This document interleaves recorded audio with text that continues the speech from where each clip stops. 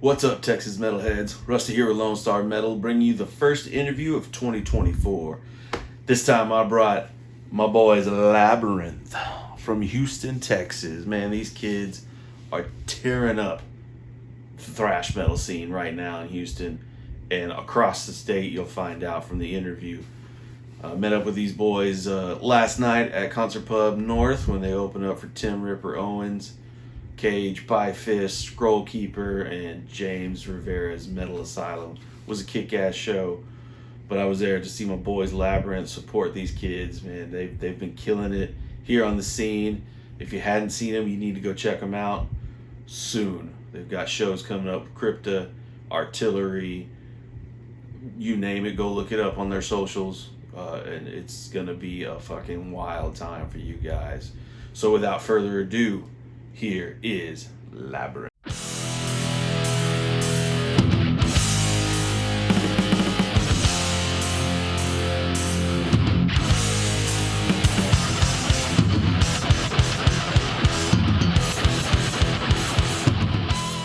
So I think the first step it was I actually moved back from my country. I moved to the United States back in 2020. Okay. And That was a bad year. Yeah, that was a bad year to move here because it was a straight when COVID hit. But when COVID hit, it was a great timing for me to explore new music. And besides that, I was already doing like thrash metal in my country, and I had a vision already how to start a band. I already have like the idea of making Labyrinth happen. I remember the name came from the ideas of how life works, how in our life system, we need to decide. Sometimes we need to decide yes or no.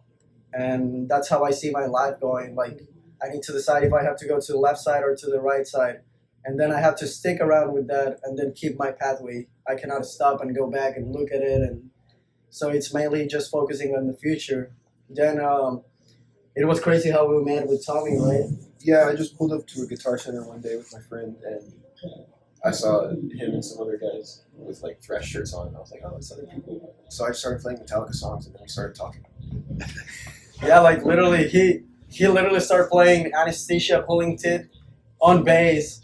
And I was like, the first thought I had in my head, this guy is going to be my bassist. Like, I don't have no doubt. This guy is going to be my bassist. And we talked. He got in the band. Nobody was in the band yet. He was the first one who got in the band. So it's just you two guys. Yeah. And then after that, we found a drummer and a guitarist that it was Hayden Masters and Angel Young, who passed away.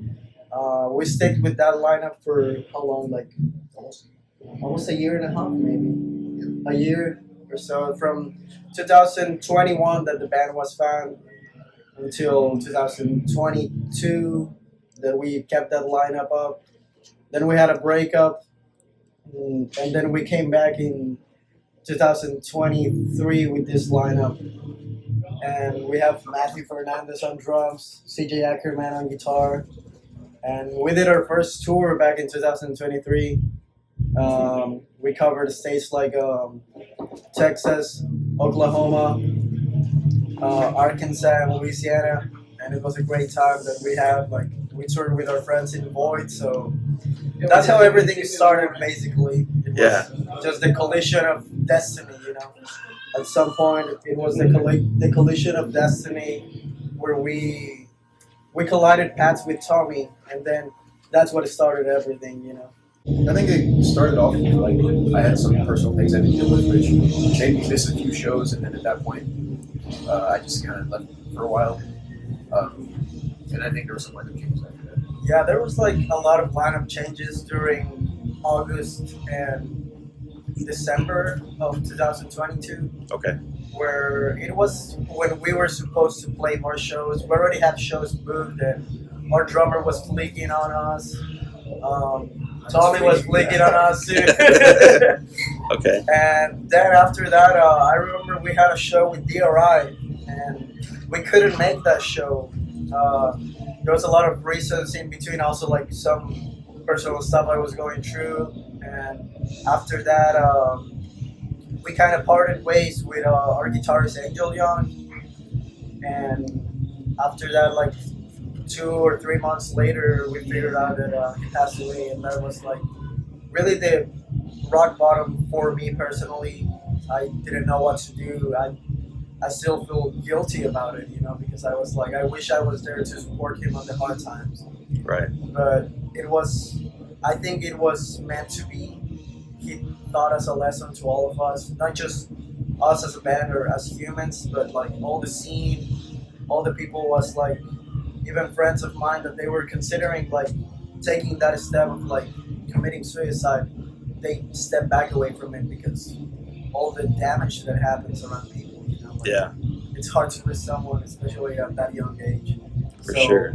All those factors combined made me as a frontman. I was trying just to play shows. My mission was like to grab any musician, and that was wrong of my side. I was grabbing any musicians just to come and go, just to play shows. But like, it didn't work well, And then finally on 2023, I called Tommy back. I was like, dude, you're the only bass player that can play in this band. Dude. Like, there's no other, man. Like, and I called him. I remember we were talking on the phone. He told me I'll think about it because he was in a better position in life. And then we reunited. We got CJ Ackerman on guitar, shredding, and our comeback show was actually like with CJ. We started to come back in the scene on Hell's Heroes 5. That it was The pre-party, right? the pre-party. Yeah. Exactly. That was the first time I saw you guys, and I was completely blown away. I was like, man, these kids, they know what the fuck's up. Hell yeah, dude.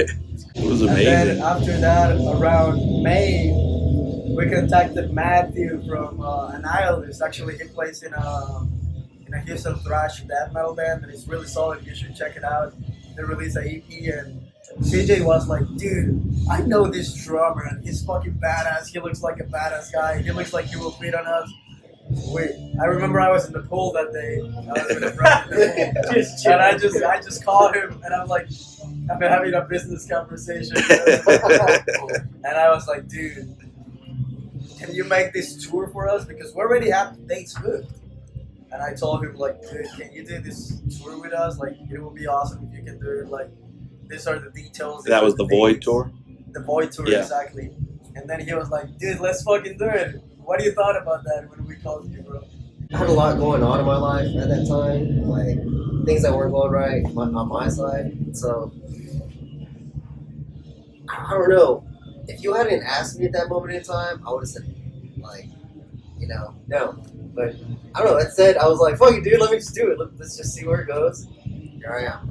Badass. Sounds like karma to me. Yeah, it was like destiny, like that's Yeah, how I exactly. see it sometimes, because like all these people I met, it was true destiny. I don't think it was like meant to be, but it's meant to be. And Well, because Right. I had already had my project with Annihilus, my brother, and shit wasn't going right with that. yeah, exactly. Yeah.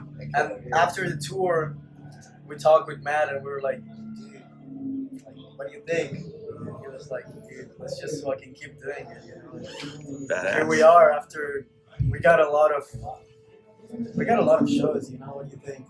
Like after Matt joined, we had like a bunch of shows going on. Yeah, I was gonna say you guys have like really like put Houston back on the map, I'll say, as far as like heavy metal and stuff like that. And you guys are on a lot of shows. You got the Crypta coming up, you've got Artillery coming up, you've been on a bunch of shows with Midnight, and played the Hell's Heroes pre-party. So what do you guys think is attributing to the uprise of the Houston thrash scene? I mean, you guys are at the forefront of that.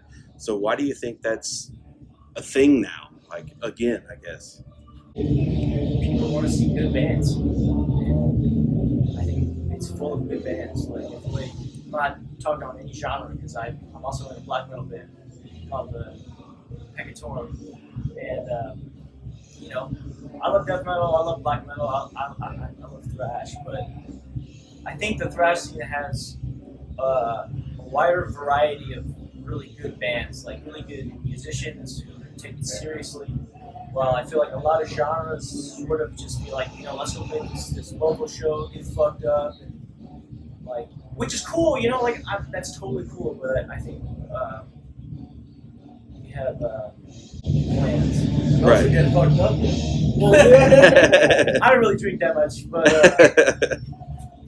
we have fun. We have fun, yeah.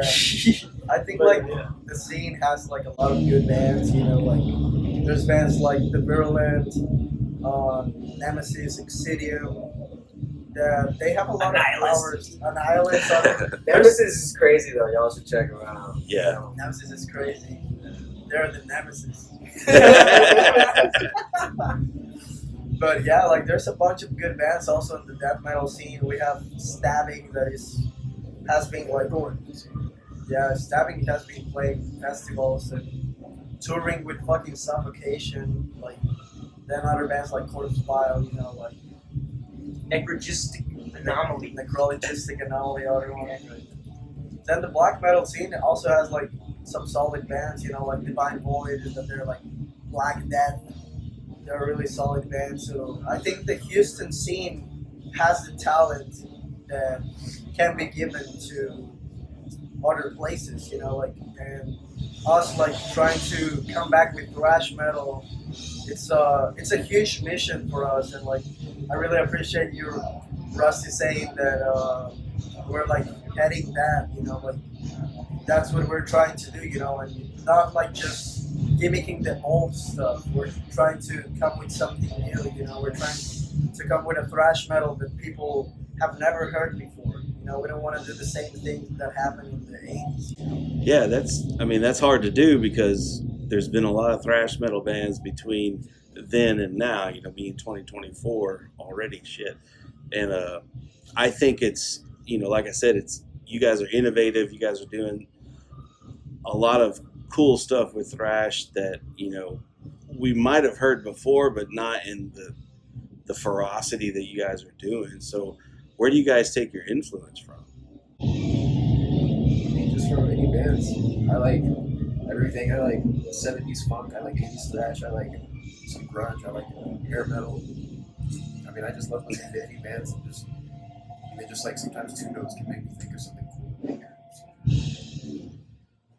Why don't you at first? What would you Let me think about it. It's because I was still thinking about it. But I think my influence is mainly like late 80s, early 90s thrash metal bands like Forbidden, you know, Toxic, more like into the technical style. But I really like bands like aggressive, like Exodus, Creator, Sodom, and more like heavy metal thrash metal bands like Anthrax, you know, like Nuclear Assault, more crossover side. So it's like my variety on thrash metal comes like all the way through. Like I can name you other bands like Air Dash from Finland, other bands like, let me think, Mekong Delta.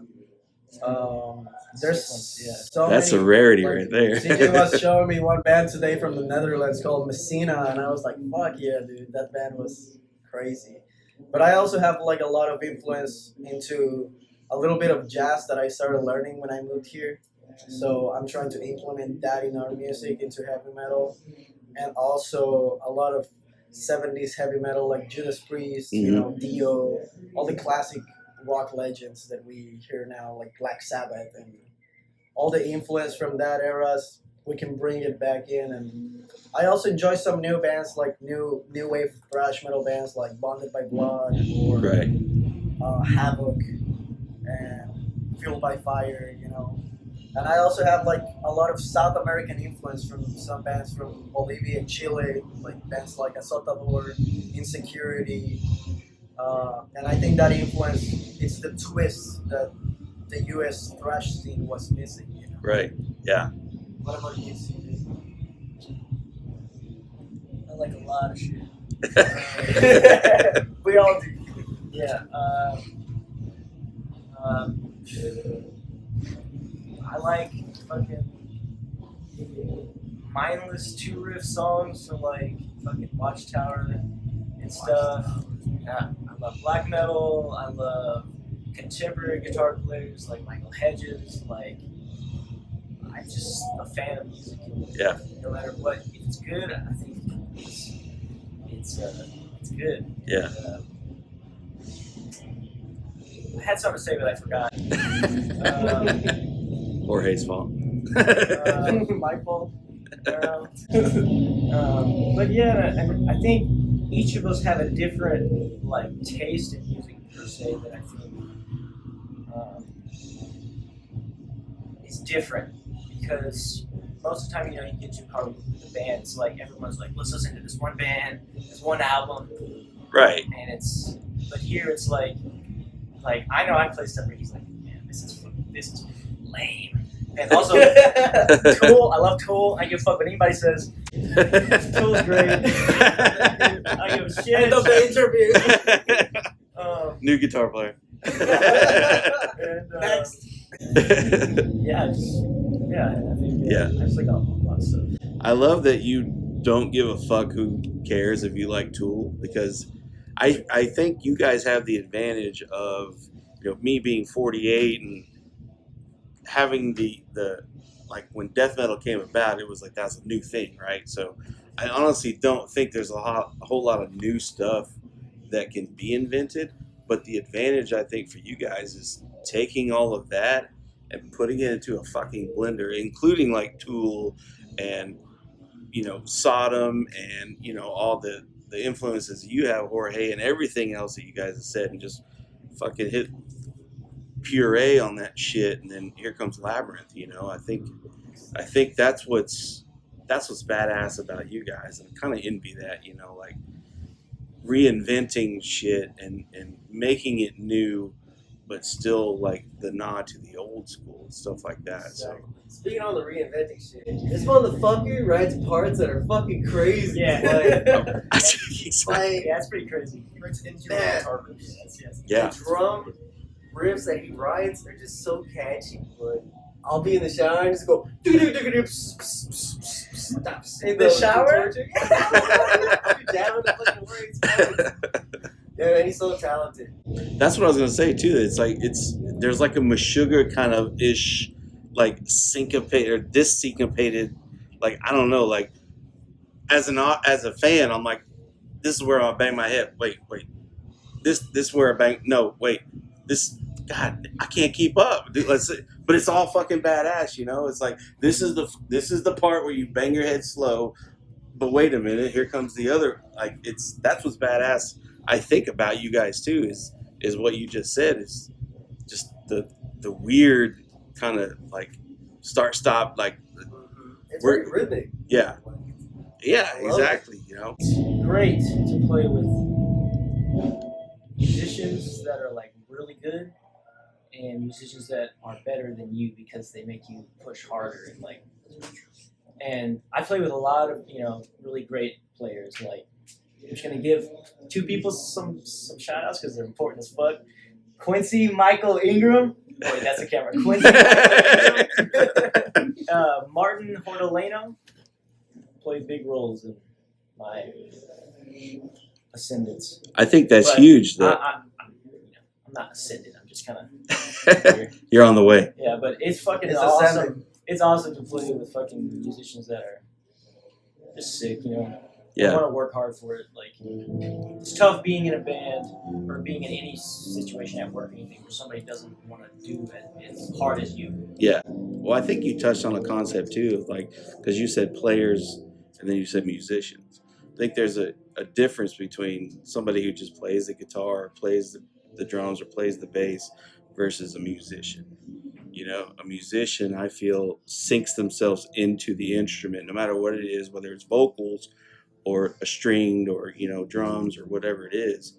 I feel like that's the huge difference is a musician is somebody who's going to give a fuck about the future of their craft, and a player is just like, hey, I'm in a band and I want free beer. You know what I mean? So I totally agree. What influences do you have, bro? Oh, yeah. Well, that's why I kind of saved mine for last because, like, it's me and my brother till the day I die. And my brother influences me every day of my life. That's who got me started in music. Is my brother, and we've been playing for the last 15 years together. And I listened to Slayer, Nuclear Assault with him. Fucking grew up with the motherfucker, you know. Shout out to you, motherfucker John. Yeah, John, we love you, John. motherfucker. You're Badass. Motherfucking He's John. the reason I keep doing this shit. Awesome. And he's Hell always so Most like supportive, two so years. Hell yeah. supportive to us. Like, it's not like other bands that I worked with people that they had another band that they were just like gatekeeping their stuff, you know, and they were Yeah. they didn't want to be open. And that's what I like about this new lineup that we have going on, because it's like we all, I think, like CJ said, you know, we all have like open-mindedness in music, but we all are different, and we have different things in life going on that we can understand each other when someone needs help. Yeah. And that's something that I like to do with this band that I didn't do in the past. And this is something I learned. It was just work on your mental health. You need to work it on. You need time. We can give you the time. You need space. We can give you the space. But we want you at your 100%. I don't want a musician that is not gonna give me their 100%, because I know if you push harder like this 3 dudes here, they fucking push as hard as they can. Like, this guy learned our set in like fucking 3 weeks just for the tour. This guy learned his set in like 2 weeks or something before like our It was no longer than that. For the sake of the interview. But it was like him telling me, dude, you made me a better musician. That's what I love, for sure. Because I love to influence people, and I want that these motherfuckers can be my next level, so I can be like, oh, what the fuck I'm doing down here? I need to get better. Yeah. Awesome. So you guys, let's switch gears real quick. You've got the demo out, Inside Outside. What's next? Because that demo, I've worn that motherfucker out. I'm just saying. So when I talk to you, Track? What's your favorite track? I mean, fucking Normal State, you know, Insanity or Normal State. You know? We actually just got. Oh, I don't know if I'm supposed to say it. We actually just got done recording drums for our next EP. Yeah, we have a EP coming up. That's kind of shit I'm looking for. Like 2 days. What, 2 days ago? We got finished tracking. Yeah, 2 days ago we finished the drum tracking. We're working on the guitars, and we're looking forward to maybe get it on by April of this year. We're planning to do a 4 demo track with 3 completely new songs. I can give you the title tracks right now. It'll be Torture Pit, Enigma of Evolution, Prophet of Time, and a mysterious song that we cannot reveal yet. Oh. Damn it. Unnamed song number 2. It's a nice instrumental, but it will have more of an influence of death metal too. But it will keep it on our thrashy way, thrashy style, you know. Awesome. And we're excited for everyone to hear it. I think it's gonna be like our next big release. That is gonna be a 4-track EP, and we're trying to move that on CDs, cassettes, vinyls, and everything we can, so we can give the people what they deserve. You know, good music in good formats. The guitars are wicked too. Oh yeah. I'd expect nothing less. Oh, yeah. Hell yeah. So let's wrapping this up. Tell me about Labyrinth. Summarize Labyrinth in 3 words. Each of us, you go first. You go first this time. Like how Jorge passes it off. Like, Okay, let me think. Let me think again. I can say dedication, life, and just having fun. Even though it's a 2-word, but Have fun. have fun. Or just fun. I'll go with that. Hell It's yeah. just we love what we do, you know, like we're not here for the money, we're not here for the fans. Well, we are here for the fans. We're not here for the money, and that's what many bands are in for it. Fucking insane shit. There you go. That'll work. In all the best ways. In all the best ways. What do you think, Tommy? I can get just one word. One word. Because Terror? Care. Oh, Because not only we all like care about the music, we care about the way the song sounds, and we care about making each note like each beat sound tight. But we also like care about showing up. Like we don't pull up so we can get ready for the next show. We pull up because like all we want to do is just practice. That's fun. Yeah, we have been practicing like grinding. Fucking dude. so fucking Like, much. Shit, we yeah. have been practicing at least 5 times a week. That makes the difference, man. Absolutely, the way we sound now compared to like even just like a month ago. Hell yeah.